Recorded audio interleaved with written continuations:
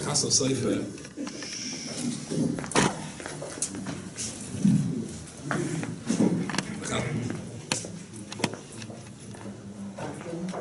Tie's not straight. Time. Sorry. Make up. You're live. The Chasam Sefer asks a famous, well-known question when we were just a few moments ago, really, when we were saying the Haggadah, when we were behind the mitzvah of the Raisa, the two mitzvahs of Raisa and Seder night of Sipi and Sis Mitzrayim. He asked a Bekanta question, a famous question: why is there no bracha before you do a mitzvah? There's normally a bracha. Hashem can show mitzvah. I'll Sipi Sis Mitzrayim, but there's no bracha to, as it were, herald or announce the mitzvah of Sipi Sis Mitzrayim. So he asks why, and his answer is it's a lovely answer. He points, it's in Haggadah itself, but it's a Mishnah, and the Mishnah says, "B'kol dor v'dor." In every generation, chayav ha'adam liras esatzor ki'ilu hu yosef Mitzrayim. A person is mechayav to see themselves as though they went out from Egypt. So the Torah says, if we're going out from Egypt, if we're really going out from Egypt and seeing ourselves in that process, therefore a bracha, the language of bracha, simply is inappropriate. Because the word of a bracha is asher kiddushanim b'mitzvos. You made me kodesh by your mitzvahs. But if you're seeing yourself as though you're going up from Mitzrayim, you've not come to Har Sinai, you're not, Klal Yisrael are not yet completed the process from where they were, or who they were, to becoming Klal Yisrael properly. In other words, it's almost like a process of gerus. They're going to be Makabel Torah. And therefore they can't say that bracha, asher kiddushanim b'mitzvos. So the Chasam Sefer says somebody goes through gerus, and everybody knows the halacha is that the person is standing in the pool, the dayanim is standing there, and what does he do? So there's a bracha to make before he's table. But he can't say that yet because you're Jewish. So what does a fellow do? He plonks under the water, then he comes out, then he makes the bracha, and then he dips down and under twice. So because therefore you've got to see yourself in that process, if you're not yet fully Jewish, you can't say she can show this off. So therefore that's why we don't say the bracha beforehand.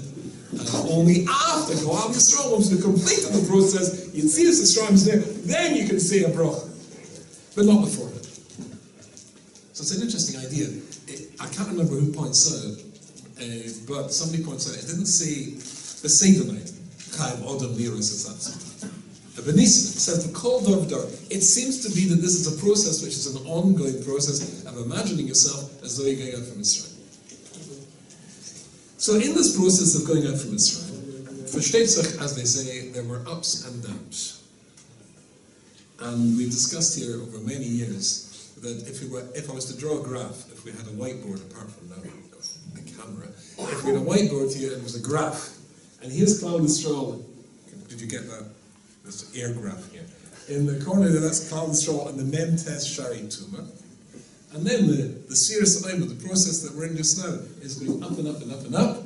Each day being metaher, purging ourselves of the effects of Mitzrayim, until we come to Amad Har Sinai, 49 days later, and we've got rid of everything and so on. So therefore the graph goes like this. And of course that's nonsense. Simply not true at all. 3 days after Klal Yisrael come out from Mitzrayim, the graph goes like this. And is that the only rebellion, the only hiccup along the way to Har Sinai? Well, of course not. In fact, the graph goes like this.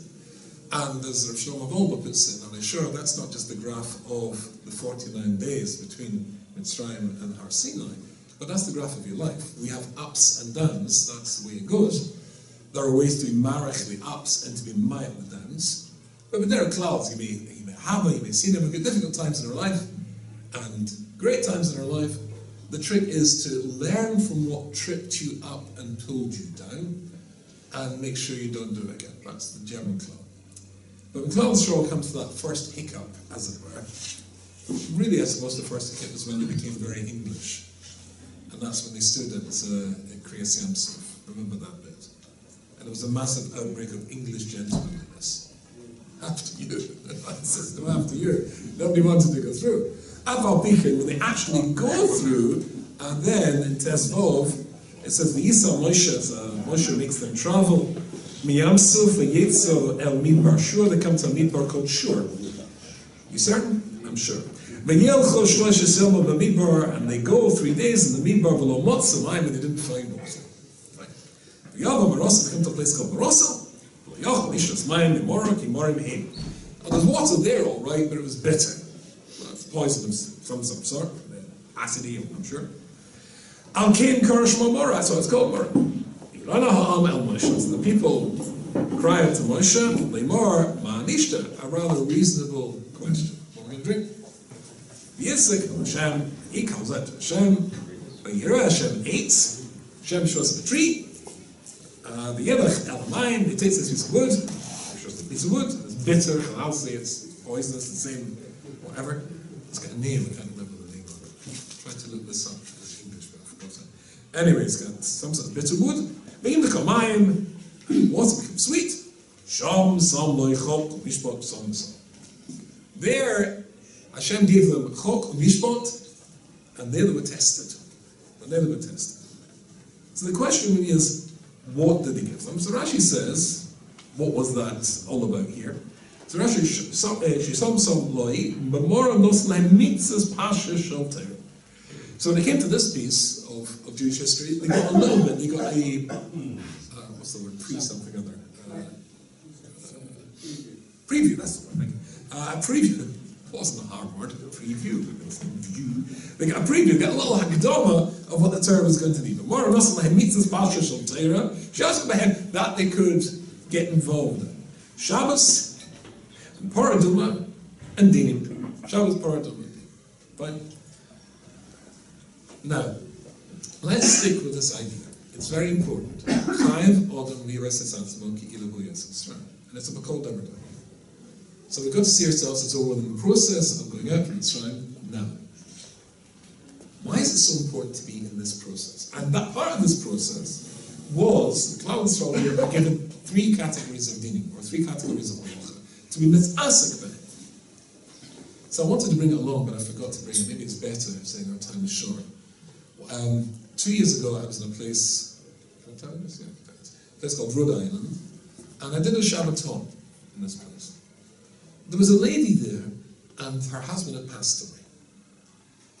And she was a little bit with me over the course of the Shabbos, can't remember very much. And then Sunday, it turned out to be, the Sunday was the first time her son was going to be putting on tefillin. It was her mitzvah, it was the next Shabbos. So the lady was a balas teshuvah. So the person who was putting on the tefillin, the daddy wasn't there, he passed away, was the Zaidi. But the Zaidi, because the lady and her ex-husband were balas teshuvah, for Shtetzach, the Zaidi wasn't as familiar with leather straps and boxes as perhaps we are. So I saw this, and I was sort of like, the guest rabbi. But I just saw this Nebuch, this old fellow struggling with the tefillin in the arms of this little boy. So I went over and I said, can I help? So put it on. She wrote me a very, very beautiful letter, which I was going to bring along to read to you. I don't think I read it to you in the past. Bekisa, she wrote the following thing. Thank you very much for putting my son's tefillin on. It meant a lot for him, like a rabbi put on tefillin. Showed him a rabbi. But she said, I have to tell you, I'm a balas teshuvah. And sometimes I have moments of raging doubt. So much so that I asked Professor Abram Twersky, who is, of course, a very, very famous name, psychologist, Yichas Onashia, wonderful fellow, still saying shiurim and writing sorim. Do you know there's a thing called, Alcoholics Anonymous and Gamblers Anonymous? Do you know that he's a member of, and he had clinics, in his professional career, he set up clinics all over America for people who had various problems. Usually it was Yidden who had substance abuse. So that's alcohol and drugs. Never of one is that. But he's a member of one himself. He himself is a member of one. Bless you. Writers Anonymous. Do you know this? He can't stop writing. I know you think it's a joke, but there is a group for people in Zen because he can't stop writing. To this day, he's still turning out books after books. He has a wonderful sense of humor. many books have you written? Something like 40 or something like that? 60. 60! Although he says he's only written one book 60 times. That's not true. But he's a wonderful, wonderful fellow. And she wrote to him, and she said, she wrote to him in the way she wrote it was very, very beautiful. She said that sometimes she just gets doubts. Because, of course, from her background, she came from a zero background, but she ended up at the council Morovia, this lady wears a shaitel. But sometimes, a nagging little voice, she said, not just a little mood, but a volcanic eruption of doubt, of Sophic comes into her mind, and the Sophic is this was her notion, is faith just ibuprofen? Is that, I can't remember, do we say ibuprofen? Painkiller, I can't remember. I've got all stuck these days, you know what I'm talking about? You know, ibuprofen, you know, Nurofen. Those watching abroad, Nurofen. Okay, right, so is it just, it's faith, is Emuna just ibuprofen? It takes away the pain of the reality, she says, that we're alone in the universe. And this is the question she asked Rabbi Tversky. So Rabbi Tversky didn't bat an eyelid. And he said, how many times a day do we say Shema? So she said, twice. Why did we say it twice? So she says, to remind us that Hashem controls the world and he is one. But we know that, don't we? She said, yes. So if we know it, why do I have to say it twice a day? And she said, Sorry? Didn't know. And he said, Mrs. Plinus, the reason we have to say Shema twice a day, when we wake up, before we're going to sleep at night, is precisely because doubt is a constant state. Challenges to our Emuna are constant in the world. In fact, I just went to see somebody, an old friend yesterday, and they told me that somebody who I admire enormously, a Welttalmud, originally from Manchester. I think it's appropriate to mention the name because I was astonished. I mean, he's somebody I admire. He's Machabas Soren. And he's close to me. I'm close to him, I should say. And this person told me when his late wife passed away a couple of years ago, he went to see I can't remember which Rabbi, something very, very big. And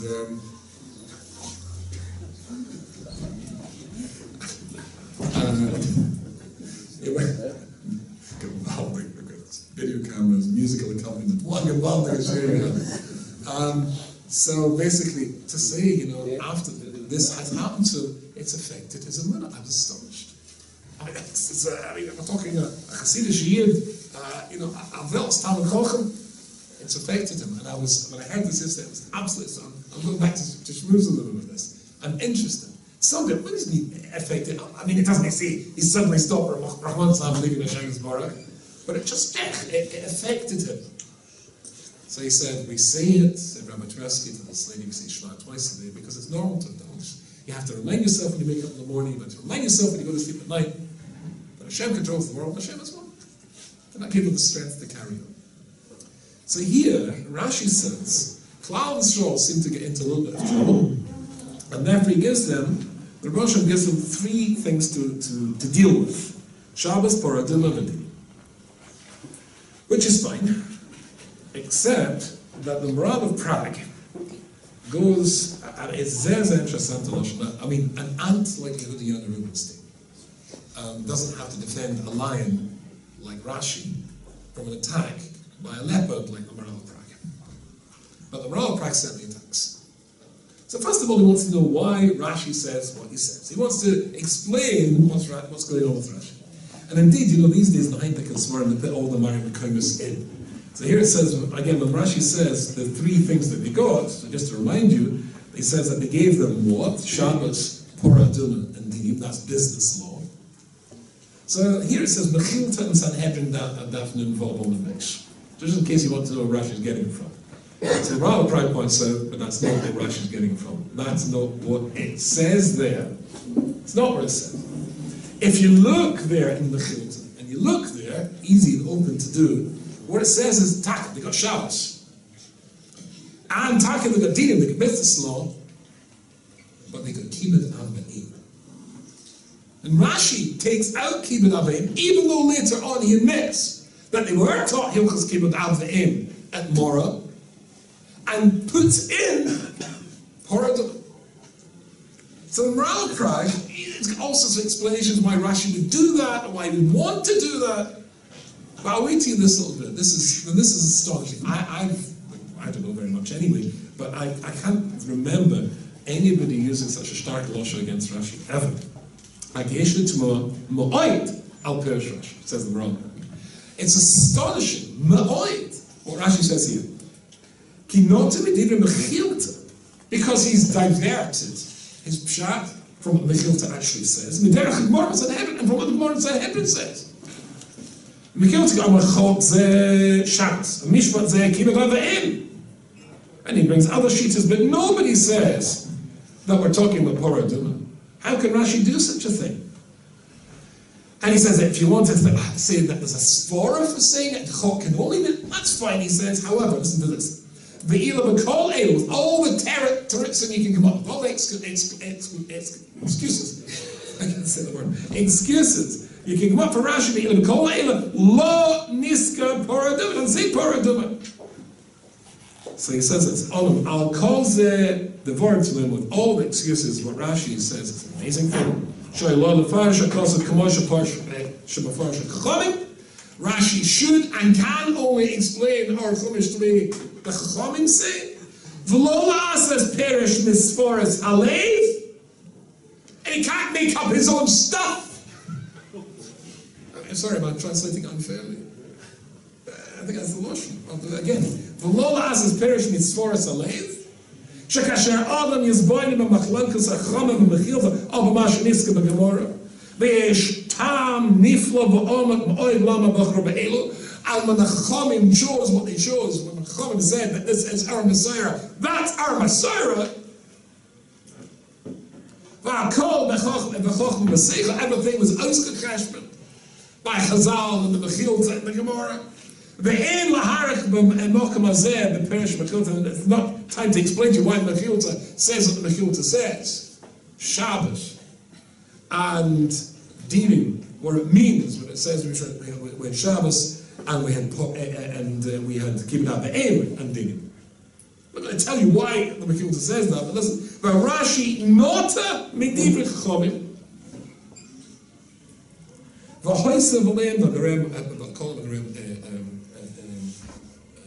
And anybody who adds on stuff to the Torah is basically destroying the Torah.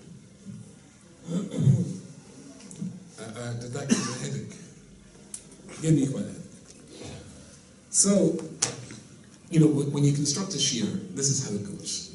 You build up the question, then you make the question much bigger, and you throw in some more things to make the question really super question, and then you go around and tell a couple of stories, and then you give the answer, right? So I'm going to spoil it completely by giving the answer straight away. But I'll I'll point you in the direction of where the answer is coming from. I looked in the Shari Ara, because I was really disturbed by this Gurari, really disturbed. So this is what the Gurari said. I mean, the Shari Ara, of course, wonderful sefer, and he brings this Rashi, and he says the Yeshlom to get rid. He doesn't actually. I don't think he brings the Maral of Prague, but people wonder about why Rashi brought this Paradum, the Chok being Paradum. The Makarish of Rashi maybe to take away the accusation that Rashi, as it were, made it up. Then maybe it's a Medrash Chazal that Rashi is bringing a Medrash Chazal Shanelamita, which we don't have anymore. Maybe it's a Medrash we don't have anymore. Now, of course, there is such a concept. It's a very well known such a concept. Amol, Rashi says something. You can find this in we talked about this, I think, the last time. I can't remember. Last time I said Ashir here. I pointed to Rashi in Sanhedrin Kuf Aleph, the famous Rashi, when Hashem says to Moshe Rabbeinu, when the babies are being put into the wall, you can take one out if you want. Moshe complains, I know what I'm doing, you take one out if you want. And the strange thing was that Moshe actually takes one out. Afal Pekin, Rashi there, if you look in the Rashi, it's Taka, Rashi says there's a medrash, but nowhere else can I find a medrash. We lose part of our Messiah. Things get lost along the way. However, I said this in a shiur in Los Angeles. I brought this up a few months ago. And I was a Rav there, and he phoned me up the next day and said, I found that medrash. I found the medrash.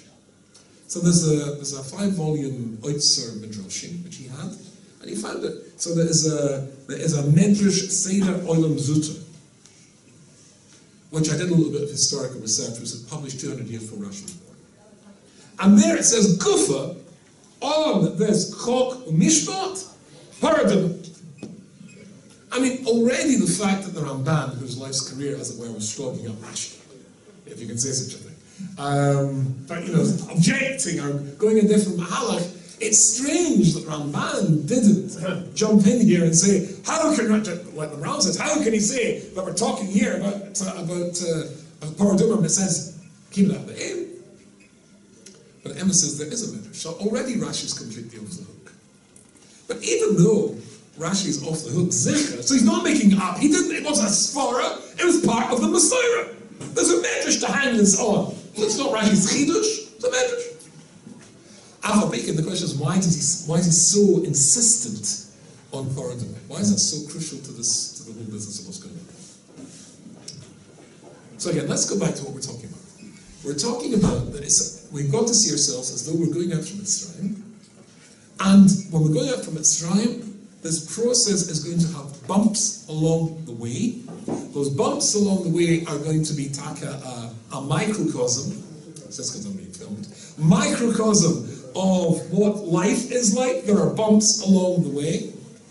And to overcome those bumps, Rashi insists in throwing in the idea of Purim. Because this is the tikkun, the first bump. You've got to learn Hilchos Shabbos, you've got to learn Geschäft laws, business laws, but also Purim. And that's apparently going to unbump us as we go along the way. How does that work? So of course, when you come into Mitzrayim, both Klal and Yisrael, it's a process of change from who we were to being Mekabel Torah properly. We're in that process. We've got to see ourselves like that in life. The story, of course, we read in Shavuos when we get to Kabbalah Torah, is the story of Rus, somebody else who goes through a process of transformation. And you remember, of course, there's a famous Gemara in Lamed Aleph in Shabbos, which talks about 3 individuals who also wanted to make that same journey. There's 3 individuals, one of them comes and says, it's a famous story, one goes to Shammai, and then he goes to Hillel. You know this famous story, I don't remember the Gemara. So the first one, if I remember correctly, he says, how many towers do you have? So he says, we've got 2, Tarish B'Ksav and Tarish B'Alpeh. He says, I quite like this, I like the idea of the written Torah, I'm not so keen on the Tarish B'Alpeh. So I'd like to make this transformation, make that journey, but can I just do the Tarish B'Ksav? So Shammai throws him out, and he says, fine, no problem whatsoever. Then there's the next fellow. The next fellow comes along and says, I'd like to make this journey, but just give me one thing. How about boil it down for 1 mitzvah for me. Shammai boils it down to a thumb with a stick. And Hillel, he says, that's no problem. What is disgusting to you, don't do to anybody else as well. And then there's the third one, which is the very strange one. The fellow who's going past, he wants to make this transformation because he's walking past the Mesa Medrash one day. And he hears them learning the halachas of the Kohen Gadol, and the Levish of the Kohen Gadol. So in the Heilige Sprach, he's a fashionista. He likes the idea of the dress. Who gets to wear these sophisticated clothes? Kohen Gadol. Gewaldig! Right? I like to make that journey on condition that I get to be the Kohen Gadol. So you can imagine, Shammai said to him, Hillel says, that's no problem. Let's go ahead. Fine. In these 3 cases, for Shtetzach, there's a parallel, there's a parallel in the Sforim between what these 3 goyim say in their process of transformation and Klal Yisrael in their process of transformation.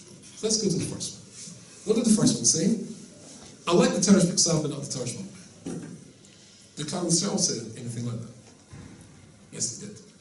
According to the Alshich, in his Akdama to Pirkei Avos, the Alshich points out that when Klal Yisrael come to Har Sinai, we've got 2 contradictory Maimori Chazal. The Pasuk says that Klal Yisrael said Nas V'Nishma. We'll do it, then we hear what's in it.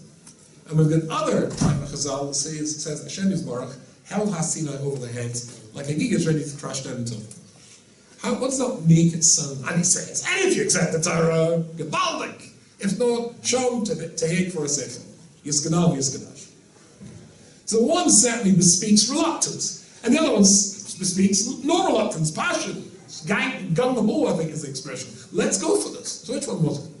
The Ashok says, Klal Yisrael's Nasiv and Ishmael was the Torah Sheb'Kesav. The Har Sinai over the head was the Torah Sheb'Peh. Klal Yisrael could see, could understand themselves keeping 613 mitzvahs. But the Rabbonim, and the Rabbonim I should say, how many, anybody ever counted the Rabbonim? Gazillion. Can't do that. Hashem says, yes, you can do that. So the idea of not being Madrega Achel Madrega, stage by stage, to be able to come to that Madrega, that is something the Klal Yisrael felt a reluctance to. They also lacked faith, lacked confidence in themselves. How about the idea of one mitzvah? The next fellow. Is that strange? Is that something which is odd? Think of Pirkei Avos. Hu hoya oinu. Really? Is that all he said? We said one thing in life. Hillel and Shammai and all the other time. They only said what? Hu hoya oinu. That's all he used to say. And the story saying that was his ikar. That was his mahalach. That was his true guy in life. His derech hachayim. Of course he said other things. But that was what we have to learn. That was his Yiddishkeit. And the Ramban the whole Sefer, as we all know, only at the time, if we reduce the Torah mitzvahs, which we can do to the Aseret Maybe we can work out the other 603. But as far as say, you can really reduce it just one mitzvah. So the idea of starting out with one, to have a core idea which takes you through life, that's not, it's not alien to what happened to Klal Yisrael either. And then the other fellow, that's a more complicated thing. That would be a whole share in some right. But when he hears about the Levush of the Kohen Gadol, let's keep it very simple. A Levush covers you. A Levush protects you. And when the Gemara says that Rav Gerim or a Sapach is a Klal Yisrael, according to one Pshat, anyway, a Sapach, which sounds very unpleasant, but Sapach is a cover. It protects.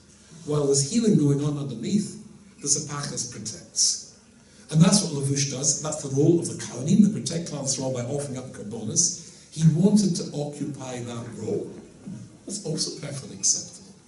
So again, if you look at the transformation, like not yet able to say Asher Kiddushanim b'mitzvah itself, but coming to say it, there seems to be a process by which it's going to be Madrega Acha Madrega, stage by stage. So Taka, in this process, there's a Gemara. And the Gemara is interesting. If there therefore is a parallel of a Rus and a Klal Yisrael, if there's a parallel of these three people and what happened to us, there's interesting, the Gemara in Yevomis and Mem Zayin Amud Aleph. The Gemara there is talking about people who come and want to make that same journey, that same transfer. Tana Rabbanim, Ger Shabbat is Gab, as man is there, Amar Lamara, Isa Shabbat is Gab. Are you nuts? Might be a simple translation. Why do you want to do such a thing? Don't you know Klal Yisrael in these generations are going through all sorts of tzaras, and we're all oppressed, all sorts of stuff, and then you after that, then and then you say, you teach them mitzvahs kulas, mitzvahs chamuras, a little bit of the more strict halachas, a little bit of the more machmir halachas, and everybody knows them. In fact, I've got to tell you an interesting myself. They brought out a sefer recently. I think it was an article over Moshe Feinstein. He brought out a sefer, and it was a Talmud Chacham in the Shulai Davin in New York told me this. It's very interesting. They came to Moshe Feinstein with the following shayla. A Beis Din came to the shayla. There was a lady who was going through Gerish, and just before the Gerish, they said to her, "Will you cover your hair?" She said, "No." "Will you cover your hair?" She said, "Which?" I just heard the halachas here before discussing this. So, hey, you'll find this all discussed there. Kisur Rosh. Can you down in front of a lady who's got her hair in cover? Okay, fine. Not going into that one. Went into that one in Miami recently, a nuclear war exploded. Okay, keeping away from that altogether. Anyway, self goes self. They asked this lady, was she willing to cover her hair? And she said no. So they came to Moshe Feinstein and said, can they go ahead with the Gerus? So, I can't resist it. Let me give you a heads up. Sorry. So the Avada and Avada, if you look at the Aruch HaShulchan, the Aruch HaShulchan is very, very, very clear there. I mean, everybody, it's ideal, it's perfect, it's the way it should be. Afal Pekin, it's Torah and man and time. And if it's the case that Roy woman don't come in the his, it's not called Erva. So this is the Aruch HaShulchan. It shrines Gebal, or reveres that in some places, I'm a Litvish, in the Litvish now. Litvish well, no, rabbis didn't cover her hair until she gets out as well. But when you come to a place where people cover the hair, then it's considered erva. I've got into this, I'm going to be killed for this. Afal Pekin. They asked Moshe Feinstein. No, as far as I know, London Mason doesn't insist on this in this country. What should they do? Should they reject her or go ahead? And he wasn't angry with her, he was angry with them for asking the question. Because the halacha demands you'd say a little bit of the kulas, a little bit of the chumas, not the halacha, and then it's going to be a growing process. You should not have asked her in the first place. Start with a chumrah, start with something, I'm sure it's called a chumrah, but you get the idea. Some things are stark. I'm struggling the losh here, but you get the idea. Why did you ask her? So that's halacha, everybody knows. But, Taka is interesting, and I've looked at this many times, and I didn't notice what comes next. Very interesting, and that's the Gemara there as well. Maybe it should be the Gemara, and I'll read it to you in halacha. And then it says like this. You tell him a little bit of the Unshin Shal Mitzvahs, Kach Moidin Oisa Mat Skarn Amrlo Habi Yadua. So you tell him a bit about the punishment you get if you don't do mitzvahs, the reward you get if you do the mitzvahs, and then how you Yoda Sha'olam Haba Eina Osa Elam Tzadikim. You should know that Olam Haba is only going to be achieved through by tzaddikim. V'Yisrael Bazman Hazeh, and it says V'Yisrael Bazman Hazeh, but here in Nagor, just on the side, it says Nira Shagorsin Kegis Zarosh Be'olam Hazeh, not Bazman Hazeh. So here it should be the gifts of the Rosh, and he wants to change the notion. Yisrael not Bazman Hazeh, Be'olam Hazeh. In this way, in an Yichol L'Kabel L'Kabel L'Roitayvel L'Roparones in Marbet Law in Medactic Law. Klal Yisrael, he says, even though we're not able to get all the reward we deserve in this world or all the punishment we deserve in this world. This is interesting. So somebody wants to make that journey. You got to tell them some of the halachas. We've got 3 halachas we get in more. Not the whole thing. It's a madriga thing. And you've got to tell them some chumras, some kulas. But you've also got to tell them about this idea of you can't get all the reward in this world, nor can you get all the punishment in this world. And that's talking in the halacha. Listen to this. Let's find, be sure I got the praise. Yes, Rish Samachas. If I find this, it will be very good. Oh, and he says, so this is and this is in the sea base. Yisrael Mitzvah Ilmas, Klal Yisrael suffer in this world. And that, Toiva Hitzafuna Lehem Shein, and Yicholam Lekabel Roiv Toiva Ba'olam Hazeh. And that when you see, so what you're going to say to this person who's doing Geras, when you see tzaddikim suffering in this world, and, says the Beis Yosef in the Torah, the person will ask this question, because anybody who's a maamim, who sees people suffering or upset by tzaddik or alloy, you've got to understand, you've got to say to the fellow who's going through this process, do you know why? Because he can't get all the reward in this world, and when you suffer in this world, it's going to be attacking and get ready for you Olam Haba. Now this is astonishing. In other words, an intrinsic part of the process of transformation. Whether it's a Rus doing Geras, or whether it's Klal Yisrael going out from Mitzrayim to come to Mount Har Sinai, is that it has to be, you have to teach them, I don't know. It's part of the course of Yonah Siri would tell us, but the halacha demands part of the course of this transformation is Hilchas Tzadik Baralo. Why did Tzaddikim suffer? Why did Tzaddikim suffer? Because it affects everybody who's a maamim, not just this lady who wrote this question to Rabbi Twersky. It affects all of us. Why do good people suffer? And part of Hilchas Geras says you've got to explain that to them. So it's interesting. It's not just that you've got to teach somebody going through this process of halachas, you've also got to teach them hashkafas, and the most essential hashkafa is that. So the Alshich, which you knew I was going to quote. So the Alshich, he says like this. Why is it that this occurred to Klal Yisrael at this time? And he says like this, an incredibly interesting thing. Meaning, there are two things that disturb and dislodge an Eved Hashem from being Dovet to Hashem Yisborach. That's all of us. The Kol Dor V'Dor Chayev Odom Yiras Yisatzim Yisrael. That means to say that all of us in this process of going from one stage to the next are going to be disturbed as we pass through life. One of the big bumps along the line is seeing good people suffering. I know a big Talmud Chacham who lost his wife, who went to the Chassidish Rebbe, the Sapa Rebbe's, and said, it's affected by Emuna. And I admire this man. So he says the two things that disturb a person. One is the first thing that disturbs a person is chukim which got no reason behind them at all. What's the point of that? And the second one, Rasid Tzadik V'Raloi, is Tzadik V'Raloi. So we're running out of time. I'll quickly, as it were, push to the chase. The reason that Rashi insists on the Pasha of Porah Aduma being there, which is legitimate, and why he wants it to be there so much is, says the Al-Shaka Gadlus, it's absolutely fantastic, because this incident combines both Tzadik V'Raloi and Chok together. So that you should know that Chok and Mishpat ultimately are the same thing. Mishpat we get, we understand Mishpat. Chok we don't get, and the Al-Shaka says Chok disturbs. So Rashi already brings that in by Porah Aduma. Now let's not shtechas with that. We did that for, there's no reason for it, it's all silly. And it eats away at us. You've got to know that the way that we think and see things, I see things differently. So what's the Vorah about the Porah Aduma? Of course, the thing is, the ashes of the Porah Aduma, who in Shamatar, the person with contact with the mace, is Batam the Kohen, as everybody knows.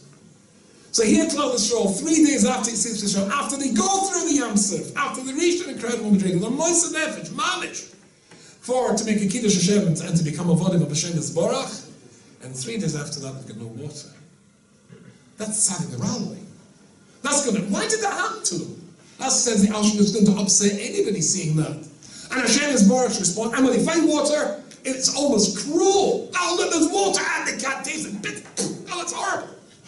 And Hashem Yisborach's response, take something which itself is poisonous or acidic and throw it into that acidic water. And what happens? It becomes sweet. Makes no sense! Oh, that's the point. Chok makes no sense. Tzadik V'Raloi makes no sense to us. But ultimately, the suffering at the end of the day, even though we can't see it, can make something which is bitter into something which is zis, something which is sweet. I went to see Levantis Hill a few weeks ago in Lakewood, and we were schmoozing, and I told them I'm writing a new book, a new sefer. So I'm translating something which really everybody quoted here, so we all know this. I think it's the most important sefer, or chilik of it is certainly the most important chilik that we should all be teaching, particularly our kids. So I'm working on the translation of the Shar B'Toch and Chobzel books. We're schmoozing with this. I said, I must give you a copy of my new sefer. So you probably know he's not very well at the moment. He got with his walker, and he went in and he pointed to the sefer in the box, invited me to take it, which is his vadim on Chobzel B'Toch and Shar B'Toch. So I'll be very thrilled to be able to, as I so often do, incorporate much of my great Rabbi's teachings into this new sefer. But at the beginning of it, he says something which is very interesting. Quoting from Rishonim, etc., he says, every Baal B'Tochen is a Maimon, but not every Maimon is a Baal B'Tochen. There's a huge difference. And he writes that there in English, what is the difference? How do you translate the word B'Tochen? So normally say it's trust. He translates it very much better in English. Certainty. Certainty. Because you can be a Maimon but still be besophic. That's what this lady was. She was talking about before. She's still besophic. When we see things go wrong, Tzadik V'Raloi, with Chok, it can say, you're still in Sophic. But Tochen is a madriga above that. It's certainty, it's getting it right. Cloud and straw, why they were tested there? Shom, Som, the both together. That is Chok and Tzadik V'Raloi combined. Some Lloyd puts it into their heart. That's the essential thing. And I think Taken I see this all over the world where I discuss to speak to Columbus Shaw. We're still, I wrote an introduction to this book. When I was in school, in high school, secondary school, we had to do history. There was pictures, absolutely true pictures during the Second World War of Polish cavalry with lances charging German tanks. Right? If you were American, you would get the joke, of course, because they think, what we say about the Irish, the Americans say about the Poles, those are the... In fact, somebody said to me, there's that bridge in Queens called the Ceausescu Bridge, or I can't pronounce it. There's a bridge there named after a Polish general, Ceausescu or something. And I said, yes. He said, do you know why there's a bridge in Queens named after a Polish general? I said, no. So it's meant to be a tunnel. And